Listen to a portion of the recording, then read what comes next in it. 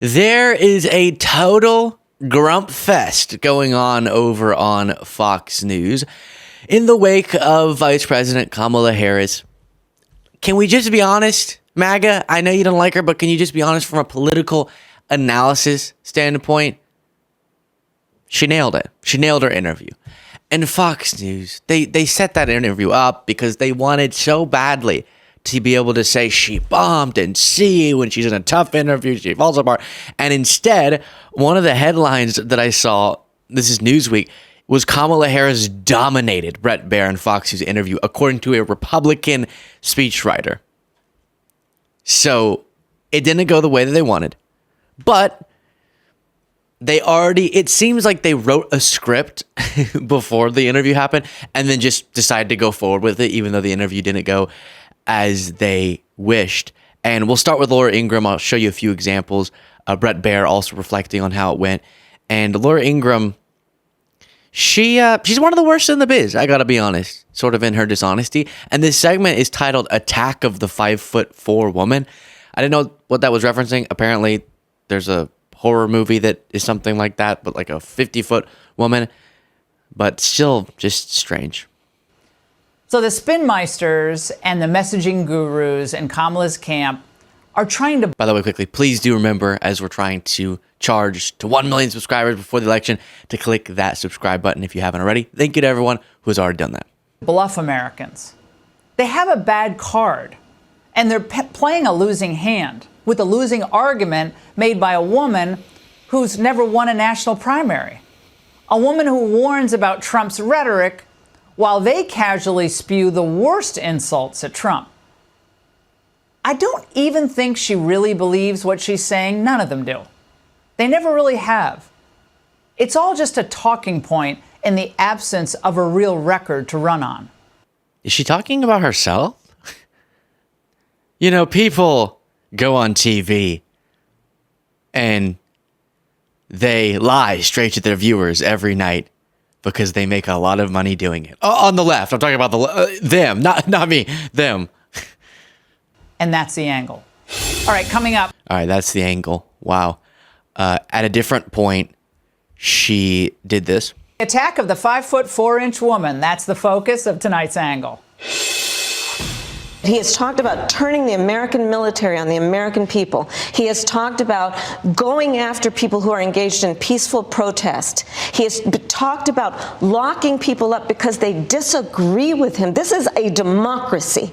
And in a democracy, the President of the United States, in the United States of America, should be willing to be able to handle criticism without saying he'd lock people up for doing it.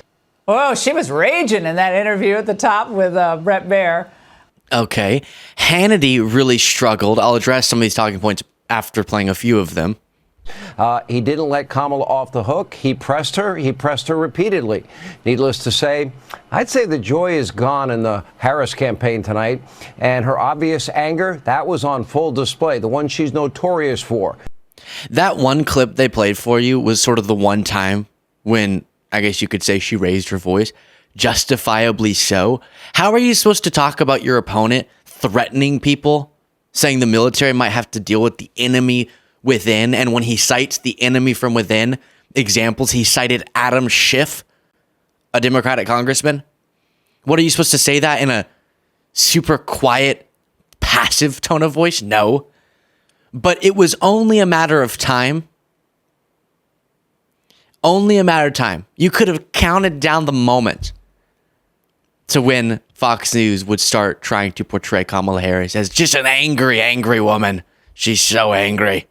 Even though she dealt with interruption after interruption from Bret Baier very graciously, and then at one moment talks clearly and unequivocally, as she should, about a very serious subject. Then Hannity said this. No wonder she showed up late. They gave Bret very limited time. Kamala Harris is clearly in a state of denial, living in an alternate universe, if you will, where everything bad that ever happened in her administration is the fault of Donald Trump. She wants to believe that because Donald Trump just breathes air and exists, that things started just happening under her watch. Yeah, They're so upset because it went well. She never said that. That's ridiculous. She did talk about, and MAGA seems to have a hard time understanding, how when she says we're turning the page on this era, she's not ignoring the record of Biden-Harris that has been one long list of achievements included in it, but instead saying what Trump has done to our politics. And if you deny that, it's just silly. You're just making I'm not going to say that. You are degrading your own credibility in these discussions when you act like Trump hasn't been a divisive figure. Come on.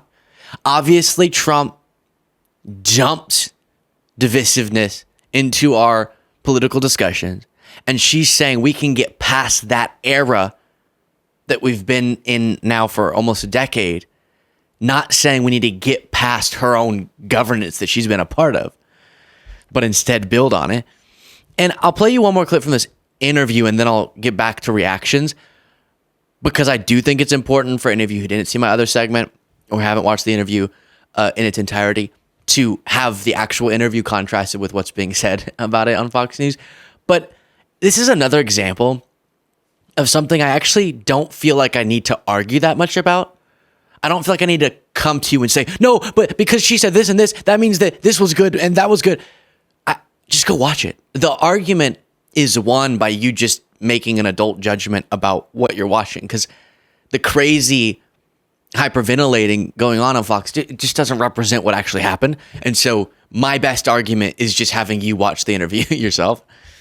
Backbone of America's economy. I am offering a plan that is about taking care of young parents and giving them the support they need. My plans for the economy will strengthen the economy, as have been reviewed by 16 Nobel laureates, Goldman Sachs, Moody's, and recently the Wall Street Journal, which have all studied our plans and have indicated my plans for our economy would strengthen our economy, his would make them weaker, would ignite inflation and invite a recession by the middle of next year. Those are the facts. Why do you think more people say they trust him on the economy? It's almost like one side has a 24/7 propaganda machine pushing out that idea. Sheesh. Than they trust you. I think that when you look at an analysis of our plans for what we would do as President of the United States, it has been clear to those who study and understand how economic policy works that moving forward, because I do believe the American people are ready to turn the page. And then there's that. If you want to go, oh God, she's so angry, or she couldn't answer a single question, I just think it makes you look a little bit silly.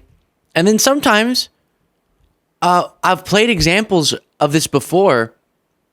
I think we did a whole discussion about this on the bonus show too. What people mean when they say she's vague on certain things. There are examples you can find. Totally. There was a 60 Minutes moment that was sort of circular. And she's sharpening her interview abilities, clearly, because those are coming less frequently. That's a skill. But if you take a comprehensive look at interviews like this one, I don't think serious people can come away with the conclusions we're hearing on Fox News. Like from self-described very smart guy, Eric Trump. The contradictions don't make sense. I'm a really smart guy, but none of us could follow it. I don't think you could follow it either. I mean, and they...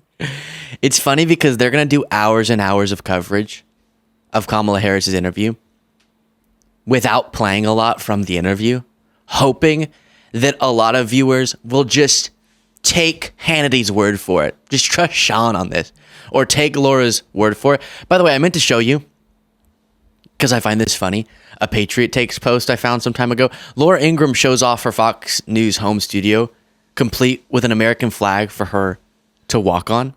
Okay, we have a new camera tonight. Do you think it's going to work? I have the best in the business who just set up this entirely new system. Don't look at the dust on the floor, the cans of soda. But we're very excited. I think we actually have the teleprompter set right. But if not, I'll just do hand puppets. I'm sure that'll totally explain what happened at the Hunter Biden trial today. Bye. Okay, I that is a violation of flag code, I'm pretty sure. But also, something is jarring about this. Keep it up on screen if it's not, Jada. Let me explain. The reason this video is notable to me is because, to me, my brain thinks of these really dishonest. I know it's such a provocative term, but I think it applies. Propagandists. I think that somehow in my brain, something sinister, like someone choosing to be so dishonest in front of millions of people, happens in a really expensive studio, right? With a bunch of producers. There's something sinister going on, but it's all for the money and the fame. Something's jarring about seeing just a person in her PJs, in her home, and how casually misleading millions of people is a part of her daily life. She just goes, sits down there with her water and gets her soda and a little home set, TV behind her, and then moves on with her day. It's hard to put into words what I'm saying, but something feels so casual about the dishonest stuff she's spewing out when you see it in that way, which is weird. But Trump also responded to this saying, great job by Bret Baier in his interview with Lion Kamala Harris. She has a massive and irredeemable case of Trump derangement syndrome. So bad, in fact, that she is barely able to talk about any subject other than the man who had the best economy ever. No. The strongest border in history. Also no. And who just got the unanimous endorsement of the U.S. Border Patrol. Me. Their endorsement was a tremendous honor. They said that Comrade Kamala did a terrible job, the absolute worst in memory, and can't be allowed to do it again. She's also the worst vice president in history, but hopefully will soon be gone. Again, congratulations to Bret Baier on a tough but very fair interview, one that clearly showed how totally incompetent Kamala is. For the good of our nation, her inferior cognitive ability must be tested at once. He's projecting so hard. Why does he keep bringing that up? With Biden, it made sense because there were actual concerns. His age, he's old. That was an attack line. Why is he just carrying it over and using it in this way? Go watch you. You can do it. I know most of you already understand this, but if you're struggling with this, who's more cognitively fit? You can just, I don't need to show you certain clips. Just go watch any interview of either candidate and make up your mind of who's more cognitively fit. It's very, very easy. Trump's still ranting about 60 Minutes. Why won't 60 Minutes release the fraudulent tapes of Lion Kamala Harris' interview with them? And goes on to accuse them of doctoring it and all that, which he just doesn't understand how 60 Minutes interviews work. Yet, an interview is not going to perfectly fit into the time slot that 60 Minutes is going to want it to, as is often the case with these interviews. We've seen Trump interviews where he's mid-sentence and it cuts. Sometimes to cut out the part where he talks about Epstein and how, I don't know if I'll declassify Epstein, but everything else I'll declassify. Sometimes edits are made to make it more interesting, more succinct, fit into the time in between the commercials, etc. Trump's 60 Minutes interview when he did it in 2020 was edited. Trump's interviews recently have been getting edited. That's just the way it goes. Kamala Harris's Fox News interview wasn't edited, and it went as well as it did. So that talking point just really does not make sense. I want to address, by the way, the Border Patrol supports Trump. That's a correct point. I addressed that he's dishonest and a lot of that. They did endorse Trump. They also endorsed the border security bill that Trump shot down, but Border Patrol, the members of Border Patrol, as well as law enforcement, just have long skewed conservative. So that's where that comes from.